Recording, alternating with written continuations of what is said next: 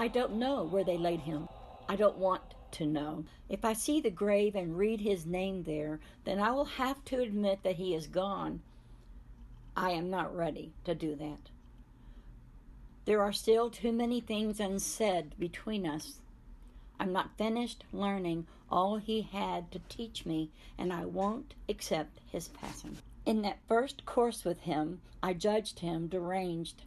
He wandered into the classroom. It wasn't a direction. He was not purposeful in his entry.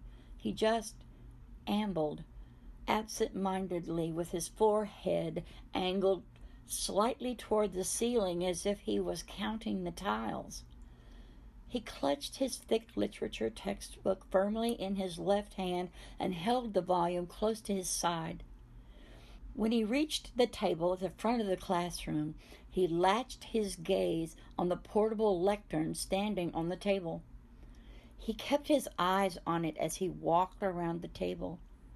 He turned his gaze to us a moment and said, "Who left this here?" With that, he pushed the wood-looking metal object off the table. It clattered to the floor with a tremendous racket. He laid the textbook on the table, went around to the chalkboard, took up a piece of chalk, turned around, military-like, took 3 steps, bent at the waist, and looked to be carefully preparing to stand the chalk on the desk. Then, still bent at the waist, he lifted his eyes to me. Of course I was front and center. It took me a long time to get back in school, and I was dead serious about getting my teaching credentials. So I didn't waste time or attention sitting anywhere else but up front and at center. He glared at me with the darkest eyes, nearly black. His brows were very long and bushy, and the lines of his face looked him out to be probably in his late 60s. After a good 3 seconds, he again turned his attention to the chalk and stood it on its end, on the upper right-hand corner of the desk. Then he lifted his eyes to me again, he still bent at the waist. He looked at me as if I was supposed to see some kind of purpose in his actions. Then he just waited, as if this was some kind of inside joke between us. I finally grew so uncomfortable that I looked to the student across the narrow aisle to my right. It was a great relief to see she appeared as bewildered as I was. With the chalk apparently in its assigned place, he stood up, picked up his text, and opened it, practically in the middle, and he began to speak. Literature has 2 purposes, to entertain and to instruct. A few of us flipped through our text, trying to gauge approximately where in his text he was. After a few seconds, I gave up, opened my notebook, and uncapped my pen. The soliloquy lasted a full 15 minutes. He never looked down at the text. He never turned the page. Before that class was over, he spoke Latin, German, Spanish, Old World English, and he even spoke to an Asian student in his own language. I had no idea what he was talking about, but I was thoroughly entertained. My class participation reflected my confusion. One day he asked me, "Do you understand what literature is about?" I shrugged my shoulders. It's stories, sort of. And then it started. As if delivering a scene from Shakespeare, he said, "Stories?" His voice was loud and rumbling in indignation. "Stories?" he said. "You have a great deal to learn about literature." His ending smile told me that he was using my situation as a dramatic end. I was still thoroughly entertained by his antics, but thoroughly confused. Nothing he did or said made any sense to me. I gained solace from other students who echoed my bewilderment at his seemingly undirected teaching. Exam after exam would not meet my expectations. "What do you want?" I questioned him in his office.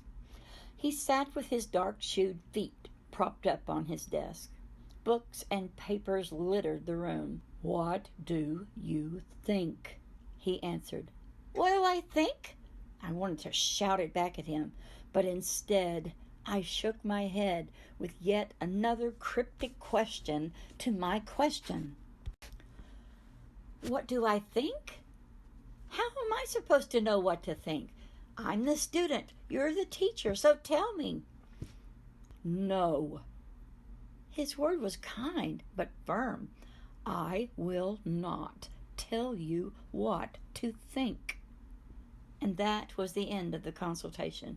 I threw the heavy masterpieces of English literature textbook down the first flight of stairs from his office. "I hate this class. I will never understand what he wants."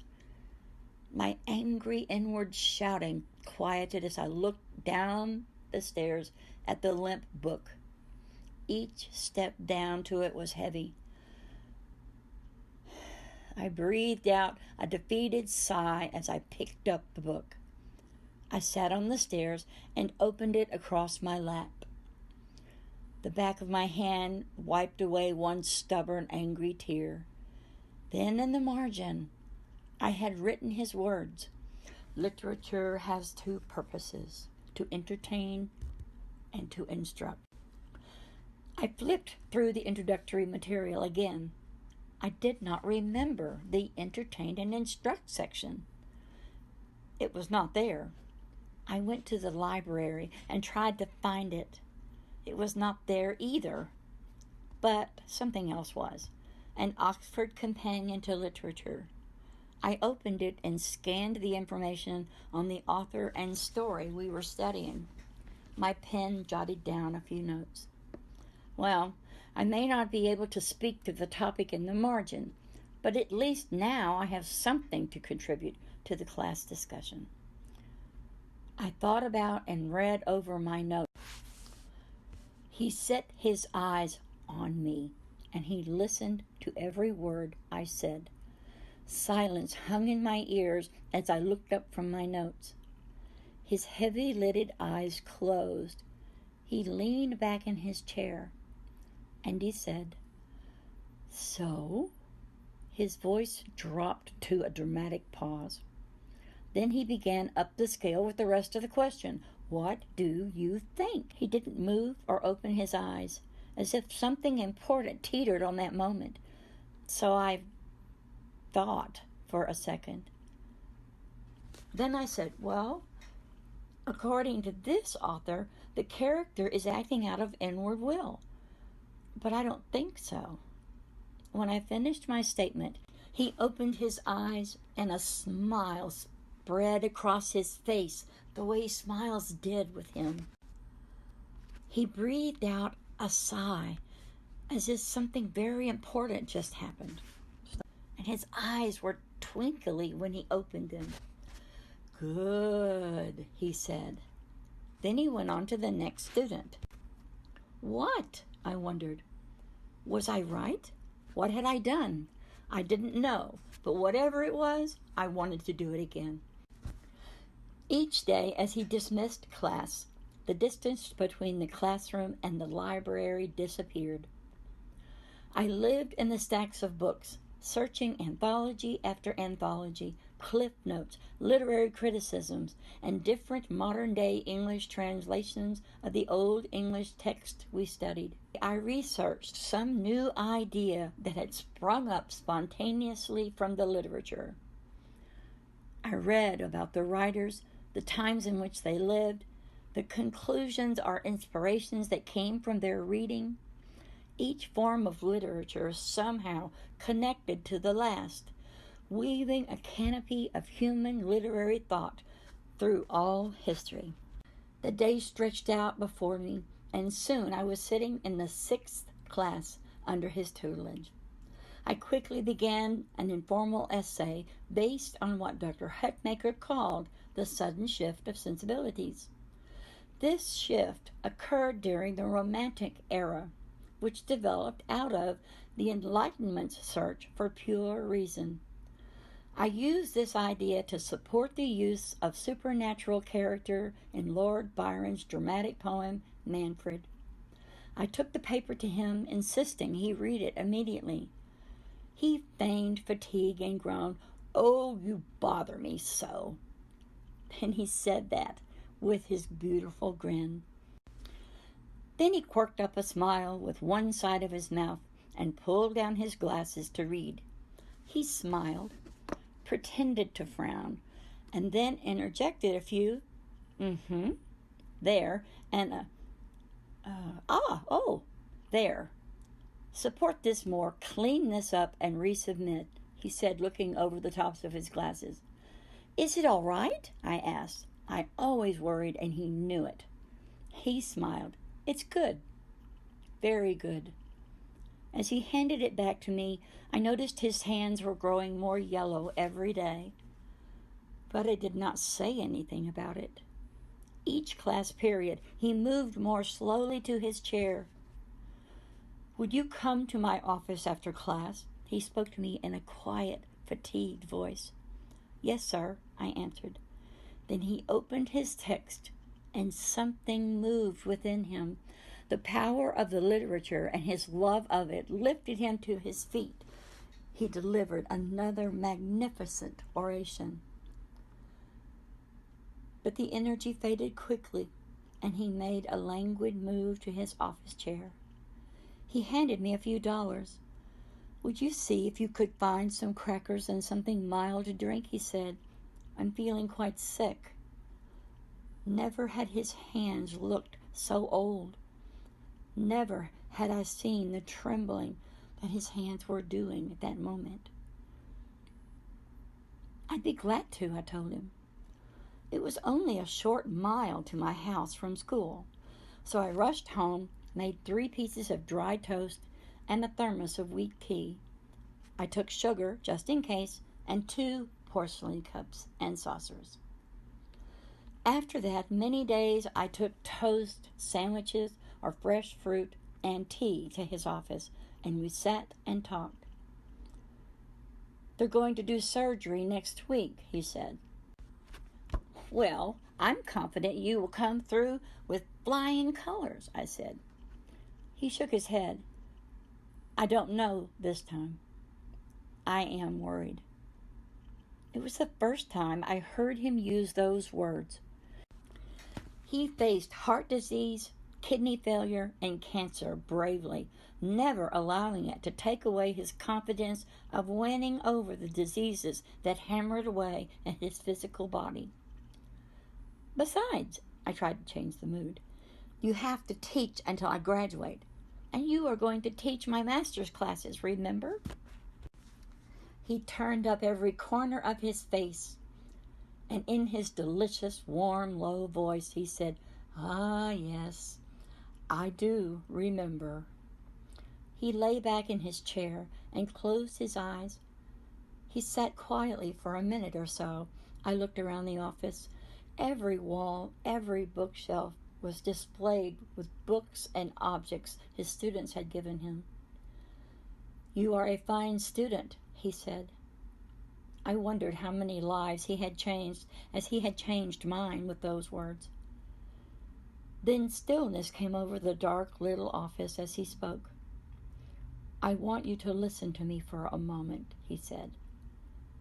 I didn't like the sound of that. I heard very similar words from my grandmother a couple of weeks before she died. Already my voice felt like it might break. Okay, Dr. Hutman, what is it? I said. I want you to continue your education. Can you promise me that? He said. Yes, Dr. Hutmacher, I promise. And I want you to continue developing your gift of writing. Will you promise? He didn't open his eyes as he spoke. Okay, I felt my vocal cords tightening. I tried to sound normal, but I could not cover up my sorrow. "I will," I said. A tear rolled down my cheek. I brushed it away quickly, hoping he hadn't noticed. I pulled in a determined breath and cleared my throat.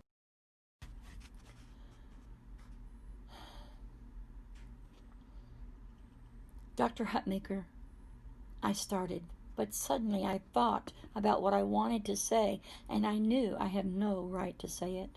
I felt embarrassed and afraid I might embarrass him. I didn't want to sound silly. He opened his eyes and looked at me. "I didn't have to say it. I know," he said, "and I love you too." I could not let our time together end like that. Determined to leave him with a positive message, I believed. I said, "I have to go to Colorado, but I will come back to see you in the hospital when I get back." "Okay," he said. Then he smiled and reached out his arm to me. I walked around his desk and hugged him hard. A tear from his eye touched my hair. I felt it touch my face as I stood and walked to the door. I looked back at him. "I'll see you later, Bill," I said as I turned and went out the door. "See ya, kid," I could hear him as I continued to walk down the hall.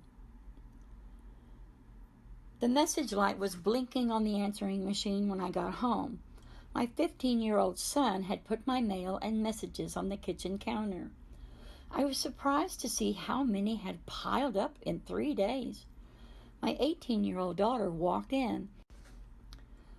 She didn't usually come home for lunch. I waved her to come in as I picked up the ringing phone. "How long have you been home?" It was one of my friends who taught at the university. Her voice was low and serious. "I just walked in. Looks like someone's had a busy week. My counter is covered with stuff. You wouldn't believe the wonderful time I had." I started highlighting my trip to her. "Honey," she stopped me. "Bill died yesterday." It only took a second for the message to clear my reason. Suddenly I began to sob in long gasps. "Oh, no, no, God." I sobbed something to my friend and hung up the phone. My daughter put her arms around me. She came home from lunch, hoping to prepare me for the news. We walked to the sofa. I cried and cried. The mournful sound in my voice only made it worse. Why was I crying so hard? He was just my teacher. I was just his student. I felt embarrassed. After the first wash of emotions passed, I moved to the counter and realized that messages were from my friends who knew of my special relationship with Dr. Hutmacher. "I can't go to the funeral," I said to my daughter. I felt confused about how hard this was hitting me. "No one will understand. I'm just another student. I could not sit there and hold all of this in. I can't go." I didn't go. I didn't want to know where they laid him. It was Dr. Nixon's announcement at the reading of the Baylorian that started the process. "Next year's Baylorian will be a memorial to Dr. Hutmacher," she said. "I want to write something that will be the most spectacular tribute to him that I can. But I can't. Everything I write has a beginning and a middle, but no ending. I know what I have to do." "Do you know where Dr. Hutmacher's grave is?" I asked the English department secretary. She wrote out the directions. I can hear the bells of the college calling across the trees from here. 4 mockingbirds sing in what sounds like similar songs, but each have started at a different place in the music. They mix their tones with one another. A cicada clatters very slowly somewhere. His noise rises and then falls again in an almost musical way. "It's over there," and the well-manicured cedar tree. Now another answers it from across the way where the oaks are. Now two more behind me somewhere, dimly answering again. The summer sounds dance across the stone markers like a well-rehearsed ensemble. Someone has planted brilliantly colored moss rose all over the grave. The blooms are so deeply pigmented. Their petals flutter in the southern breeze. There's a swing bench. It's so lovely. Sitting on the glossy, deep green iron slats is nice. Swinging back and forth reminds me of my garden. It's not bad here. It's beautiful. The sun is not too hot. The cool tears feel good with the breeze evaporating them quickly on my face. Thank you, Dr. Hutmacher. You have shown me what literature is. You have entertained and instructed me beyond my greatest expectations. But you must know by now that I won't let you have the last word, for I have realized something else great literature and great literature scholars do. They inspire. You, sir, have inspired me. This is a good place where they laid him. I think he would like it here.